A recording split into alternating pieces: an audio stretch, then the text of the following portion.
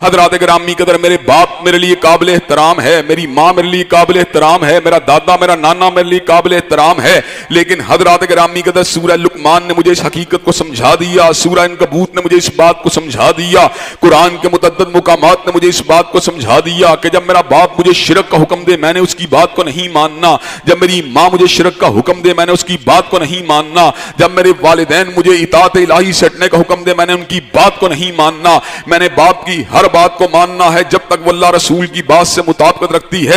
मेरे बाप ने मुझे कहा जूते को लेके आओ, मेरी जिम्मेदारी है मैं जूते को लेके आऊं। मेरे बाप ने मुझे कहा कपड़े को लेके आओ, मेरी जिम्मेदारी है मैं कपड़े को लेके आऊं। मेरे बाप ने मुझे कहा मेडिसिन को लेके आओ, मेरी जिम्मेदारी है मेडिसिन को लेके आऊं। मेरे बाप ने मुझे कहा मस्जिद में मेरे साथ चलो, मस्जिद में जाना मेरी जिम्मेदारी है। मेरे बाप ने कहा मेरे साथ किसी नेकी के सफर पे चलो, मेरी जिम्मेदारी है अपने बाप की बात को मानना। लेकिन मेरे बाप ने मुझे कहा सिनेमा हॉल मेरे साथ जाओ, अब मैंने बाप की बात को नहीं मानना, परवरदिगार आलम की बात को मानना है या हजरत रसूलुल्लाह की बात को मानना है। मेरे बाप ने मुझे कहा दाढ़ी को मुंडवाओ, अब मैंने अपने बाप की बात को नहीं मानना बल्कि हजरत रसूलुल्लाह की बात को मानना है। मेरे बाप ने मुझे कहा तुमने मस्जिद में नहीं जाना, अब मैंने अपने बाप की बात को नहीं मानना बल्कि हजरत रसूलुल्लाह की बात को मानना है।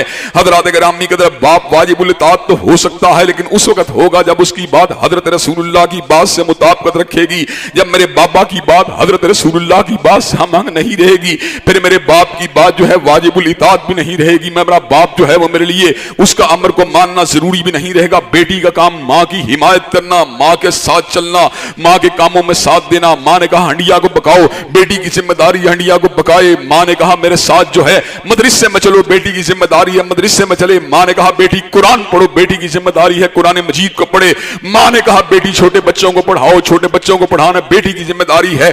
अब माँ जो है एक नए रूप में सामने आती है, माँ फितने का शिकार बन के सामने आती है। वही माँ जो मोहब्बत की अलामत है, वही माँ जो ममता का उरूज है, वही माँ जो प्यार का उरूज है। लेकिन अब माँ जो है वो सुन्नत नबी से हट चुकी है। माँ जो है वो इस वक्त हजरत रसूलुल्लाह के अवामिर से हट चुकी है और अपनी बेटियों कहती है तूने कॉलेज जाते हुए बुर्के को नहीं पहनना। हजरत गिरामी कदर, अब बेटी जो है वो अपनी माँ की बात को नहीं मानेगी। बेटी अगर बात मानेगी हजरत रसूलुल्लाह की बात को मानेगी। माँ उसको ये बात कहती है बेटी जिस वक्त तेरा बहनोई जो है वो घर में आता है तूने उसके सामने बुर्का नहीं लेना, तूने उसके सामने आना है, तूने चेहरे को उसके सामने बेहिजाब होकर बैठना है। अब बेटी ने माँ की बात को नहीं मानना बल्कि हजरत रसूलुल्लाह की बात को मानना है।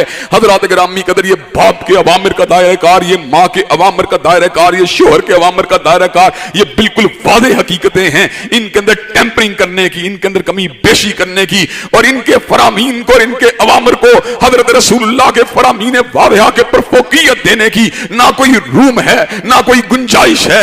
हजरत गिरामी के शोहर ने अपनी बीवी को कहा मेरी बीवी मेरे लिए खाने को लेके आओ। ताबेदार बीवी खाने को लेके आएगी। उसने कहा तुम दावत में मेरे साथ चलो फला जगह मेरे भाई के घर। अब उसके साथ जाना ये जिम्मेदारी है। हम हा के नखरे करना, हम हा के टाल मटोल से काम लेना ये अच्छी बीवियों का शेवा नहीं। बाज बीवियों ने हकूक इंसानियत की आड़ के अंदर इस हद तक जो है अपने लिए एहतियारात को तलब किया है कि वो जायज कामों के अंदर भी शोहर की बात को मानने पर तैयार नहीं। शोहर अपनी जबीली तकादों को पूरा करना चाहता है, अपनी बीवी को बुलाता है, बीवी हाँ किसी भी हाल के अंदर मौजूद है। शोहर की पुकार के पर लब्बैक कहना, शोहर की पुकार को तस्लीम करना ये बीवी की जिम्मेदारी है। हजरत गिरामी कदर, लेकिन अब एक ऐसा मुकाम आता है जहां पर शोहर फितने का शिकार बन के आता है। शोहर उसके सामने जो है एक नए रूप में आता है, उसको नमाज पढ़ने से रोकता है। अब बीवी ने शोहर की बात को नहीं मानना बल्कि बीवी ने बात अगर माननी है अल्लाह की माननी है, हजरत रसूलुल्लाह की माननी है। शोहर बीवी को यह बात कहता है तुमने मेरे भाई के सामने चेहरे से अपने पर्दे को हटाना है।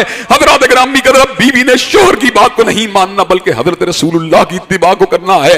हजरत गिरामी कदर, हजरत रसूलुल्लाह की इत्तिबा का मकसूद और मफहूम यह है कि जहां पर आपकी बात मौजूद हो वो सोने से ज्यादा सुनहरी है, जहां पर आपकी बात मौजूद हो वो हिमालय से ज्यादा बुलंद है, जहां पर आपकी बात मौजूद हो वो फुलाद से ज्यादा मजबूत है, जहां पर आपकी बात मौजूद हो कायनात के अंदर किसी रिश्ते की बात को, किसी ताल्लुकदार की बात को, किसी खूनी रिश्ते की बात को उसके ऊपर फोकियत नहीं दी जा सकती। ऐसे आलम के अंदर बात अगर मानी जाएगी तो कमली वाले की मानी